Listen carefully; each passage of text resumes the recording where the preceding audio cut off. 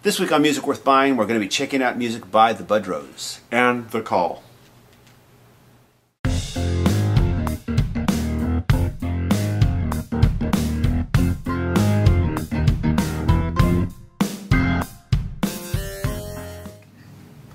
Hello and welcome to another episode of Music Worth Buying. My name is TJR. I'm a musician and a music writer. And my name is Robert Kinsler, and I'm a music writer and a musician. And we both, as you probably have already guessed, have two albums that we're excited to share with you. And I'm going to start off the show, if you don't mind today, with an album by a band called the Budrows. And Budrow is not a last name of any member of the band. That's what I first thought when I saw this title, the Budrows. I thought, oh, that's like a family last name or something. No. It comes from the word buds, buddies, that sort of thing. That's kind of where it comes from. I'm going to say a little bit about the band members first before we get into the tracks here, because it kind of plays into their sound. Okay.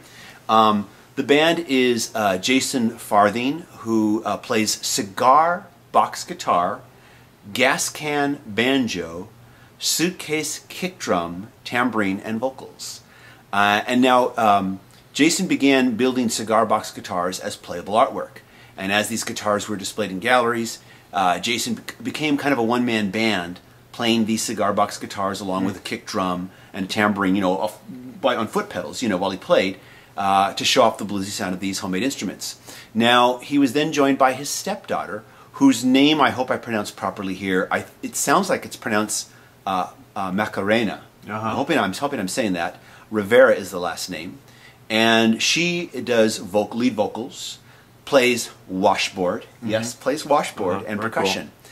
And they began writing songs together, and then they were joined by Jesse Bowden, who plays harmonica and flute.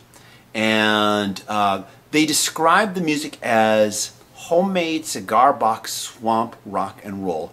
And I know that's a mouthful, but it's an accurate description of their sound. And because their sound is due in part to the way they are, the instrumentation, which creates this sound. It's a little bit unique. It's different.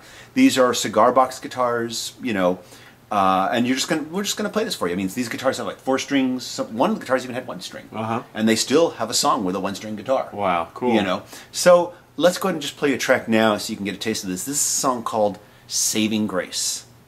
Without her by my side, I can't stand this world no more, and I can't carry on. I can't carry on. Sun come up tomorrow, and she will still be gone. She used to be my saving grace. I used to be your saving grace.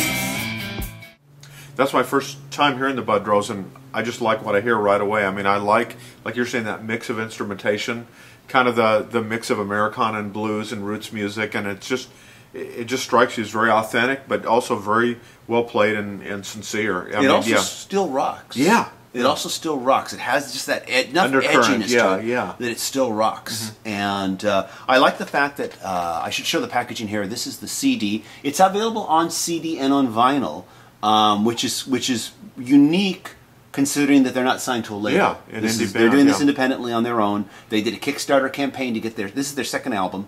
They did a Kickstarter campaign to get this album, released for both CD and vinyl, so you can get on CD and vinyl. And it comes CD here. It comes in a Eco wallet here. Inside are all the lyrics and credits. And here's the front and back again. There we go.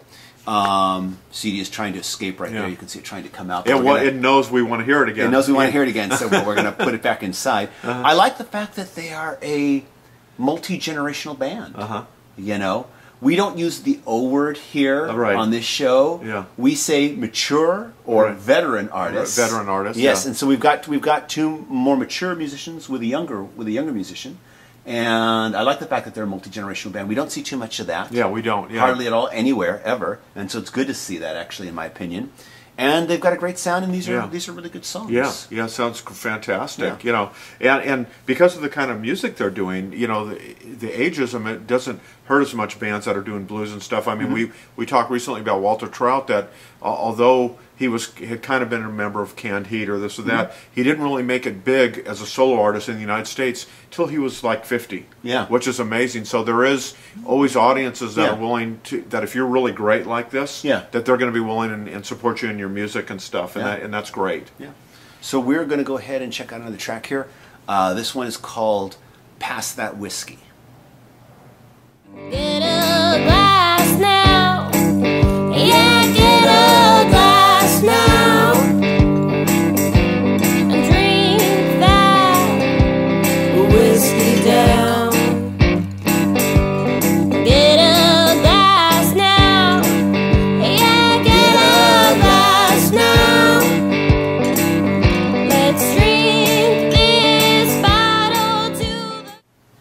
You know, one thing we were talking about off camera is you know, the unique instrumentation alone is enough to almost recommend this, but they have good songs. There's obviously the strength and the power that you said, like kind of, they're definitely sincere in these songs, but it's like they know just right when to put in the instruments, what's enough and what's, you know, there's not, nothing's exaggerated. I mean, you have these unique things like, whether it's, let's say, a harmonica, they're not over inundating the music with that, or whatever it is they're doing. It's very artful, the presentation of the music, and very powerful at the same time, and I really like that. Everything counts in right amounts. Yeah, everything counts in right amounts, and matter of fact, I'm so inspired after this, I want to hear this whole thing and possibly do it in my syndicated written column. I mean, I'm very excited by this. I'm sure they'll be glad to hear that. Yeah, no, Cool. definitely. But I'm glad you like the album. Yeah. I'm glad you're enjoying what you've heard so far. Yeah. And I hope more people will. And but now you've got something quite interesting to show us. Yeah, I do. What I brought in, actually, it's kind of neat. One of our early episodes, we talked about the death of Michael Bean, who was the original lead singer of The Call. The Call was a band that not everybody may have heard of. They emerged out of Santa Cruz, California in the late 70s. Their recording career basically spanned from 1980 until 1990. This CD is probably one of the last ones they did. It was actually recorded at this San Juan Capistrano at the Coach House, which is a pretty popular roadhouse concert venue. It came out in 2000. I was at that show, and it was unbelievable. I still think about that show often, and it was great that it did come out as a live CD.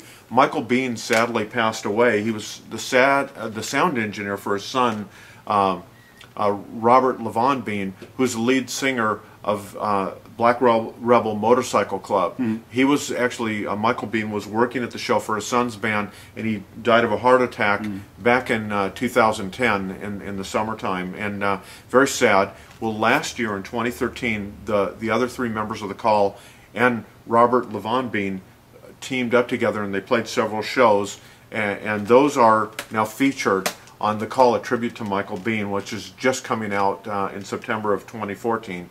And it's just a fantastic concert. Not only does Robert, he obviously has a lot of the vocal elements that his father had, but he's very accomplished on his own bassist and singer. Oh, yeah. And I like Black Rebel Motorcycle Club. I've got a lot of their albums. Yeah, and I think you actually featured him on the show once. And it's just a very heartfelt, stirring concert performance. The CD and the DVD on this deluxe set feature primarily the same songs, although the CD was recorded all at the Troubadour in Los Angeles, whereas the DVD was recorded, features performances from a couple shows that they did in April of 2013. But I can't say enough good things about this, whether you are a fan of the Call, or maybe you just know Robert through the Black Rebel Motorcycle Club. I think you're going to enjoy this. And before we talk a little bit more about this and the packaging, let's listen to a little bit of the new version of I Still Believe. Okay, cool. I still believe, feel the pain, I feel the grief, I feel the lies, I feel the stars, I feel the cries, I feel the world. Oh, I still believe.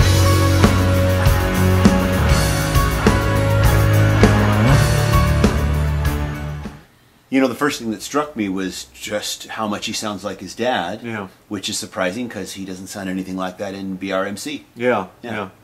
Pretty, yeah. And then you just called up. We listened to a few of it. Yeah. Just so that you could be a little more familiar, because I'm more familiar with BRMC than you are. Yeah, and now I want to definitely check them out. But yeah, it was like, yeah, he does it many times. You close your eyes and it's like, wow, he sounds very much like his father. Yeah. I mean, there's things that are different about their voices at certain points, but overall, it was almost like you'd think it was a call tribute band or something like that. But it's not. It's a son, and then it's the original band, the original members of the call and stuff. And like I said, it's a very stirring concert, and the DVD footage too. You can see how this was not a band. Like when we think of the '80s, you almost think of like the hair bands, like Whitesnake or something. You also think of the new wave bands, the Culture Clubs, Men Without Hat, Flock of Seagulls. Some of these more new wave and outrageous bands. The Call was like none of that. It was about real people and real songs, and kind of more fit in like with maybe Midnight Oil and The Alarm and early U2. Some of those kind of in terms of trying to make a point, and there was a real a real power to their music. It's just innate. It's palpable when you listen to The Call, and I think that's been recreated on this tribute too. So, and bands like The Call and The Alarm and Midnight Oil, it feels like a lot of their music has kind of fallen off the radar as far as radio is concerned. Yeah, and whereas you still hear, you'll still hear like the Culture Club, the Flock of Seagulls, other '80s bands, the more style-oriented bands, right? Exactly, visually stylized bands on the radio. On the that's playing older hits, but you don't hear these bands very much. Like for example, you hear Soft Cell on the radio more than you hear The Call, and these songs really hold up. And I know these were recorded just last year, but I'm saying the original recordings. And I don't think I've ever heard anything off The Call's live album here that was recorded at the Coaches. I've never heard anything on any commercial radio stations, or even on National Public Radio when they have some of their shows here, and that to me is unfortunate. It's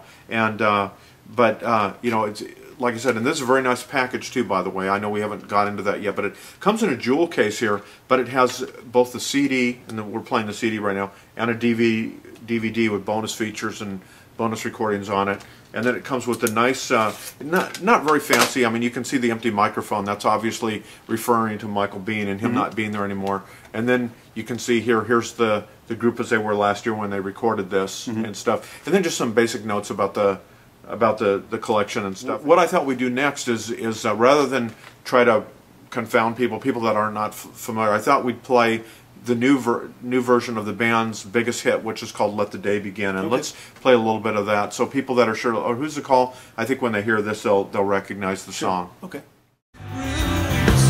Yes, to the workers in the field. Yes, to the preachers of the sacred word. Yes, to the drivers of the wheel. Yes, to you, my love. The blessings from above. Let the day begin. Yes, to you, my love, with blessings from above. And that's "Let the Day Begin," and we just referenced, at least on Wikipedia, that was a #1 rock song back in 1989, and was probably the highest charting single for The Call. So that's why I wanted to play a little bit of that one. A great song. I think it still holds up. Just very powerful, and just the lyrics are very straightforward, but there's a real elegance and just amazing quality, I think, to The Call's music, whether it was with Michael Bean singing the original or his son, who obviously was immersed in it growing up. Of course, One question I want to ask you, the DVD that's included, is this just a duplication of what we hear on the CD? Is the CD just the soundtrack of the DVD? Well, they're both primarily drawn from the concert at the Troubadour in 2013, but there's some, it's not entirely. For example, "Let the Day Begin," which we just heard a little bit of, I don't think that's on the DVD, but there is a version of the band that they recorded at Slim's in San Francisco, so there's all kinds of bonus features on the DVD, and there might just be a CD version of this, but especially through iTunes or something. But I would really recommend that you go ahead and get the CD DVD deluxe version, so you can see the band here and hear everything, and just a very nice package. Okay, well, thanks for bringing that in. And thanks for bringing in the Budrows too. I really look forward to hearing that. And so once again, we want to thank you for watching the show and for subscribing. And if you haven't, please click subscribe now. Thank you. And please click under more info here at YouTube, where you can link to the blog page, which will link you to Amazon, where you can purchase this music either digitally or physically. And I think we're also going to have to do one for CD Baby for these guys too. I don't know if they're on Amazon. Yeah. We'll find out afterwards, but Okay. we'll get that taken care of definitely. And till next time, my name's TJR. You can check out my music here. Well, actually, you can check out my music at tjrmusic.com and check out my solo reviews here at the YouTube channel.